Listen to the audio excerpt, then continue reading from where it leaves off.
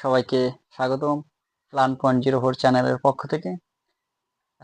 আমরা গত পর্বে অর্থাৎ 1947 থেকে 1971 যে পর্ব করেছি, অর্থাৎ প্রথম পর্ব, মূল পর্বে আমরা আলোচনা করেছিলাম যে সংক্ষেপে 1947 থেকে 1971।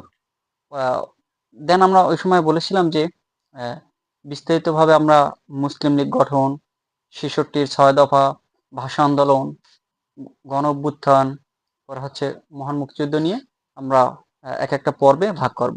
তারই ধারাবাহিকতা আজকের পর্বে থাকবে, অর্থাৎ 2 নম্বর পর্বে থাকবে যে আওয়ামী মুসলিম লীগ প্রতিষ্ঠা। আওয়ামী মুসলিম লীগ প্রতিষ্ঠা হয় কত সালে বন্ধুরা? আওয়ামী মুসলিম লীগ প্রতিষ্ঠা হয় 1949 সালে। কত? 1949 সালে 23শে জুন। কত জুন? 23 জুন। 1949 সালের 23 জুন কোথায় প্রতিষ্ঠা হয়েছিল? যে সেটা হচ্ছে যে KM Das lane, KM Das lane, KM Das lane হচ্ছে যে ঢাকার টিকাটুলিতে, ঢাকার টিকাটুলিতে, টিকাটুলি, ঢাকার টিকাটুলি রোজ গার্ডেন প্যালেসে। কোথায়?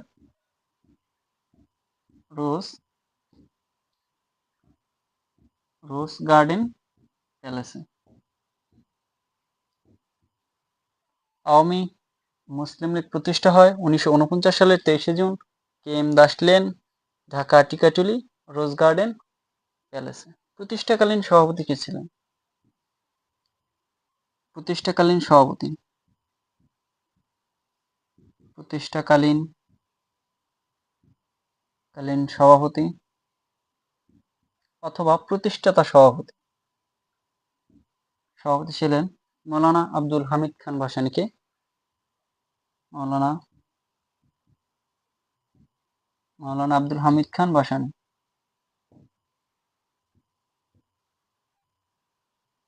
আব্দুল হামিদ খান ভাসানী, মৌলানা আব্দুল হামিদ খান ভাসানী। এবং সাধারণ সম্পাদক ছিলেন, প্রতিষ্ঠাতা সাধারণ সম্পাদক ছিলেন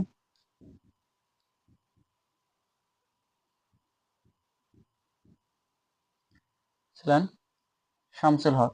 কে?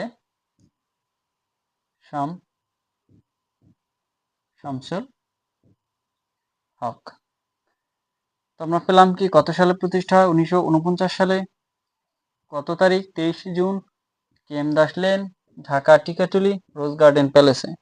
সভাপতি ছিলেন মাওলানা আব্দুল হামিদ খান ভাসানী এবং সাধারণ সম্পাদক ছিলেন প্রতিষ্ঠাকালীন শামসুল হক।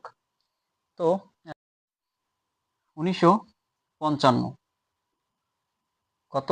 1955। এই 1955 সালে মুসলিম, মুসলিম শব্দটাকে রিমুভ করা হয়। কি করা হয়? মুসলিম শব্দটাকে রিমুভ করা হয় দল থেকে, নাম হয় আওয়ামী লীগ। কি হয়? আওয়ামী লীগ। 1955 সালে মুসলিম শব্দটি বাদ দেওয়া হয়।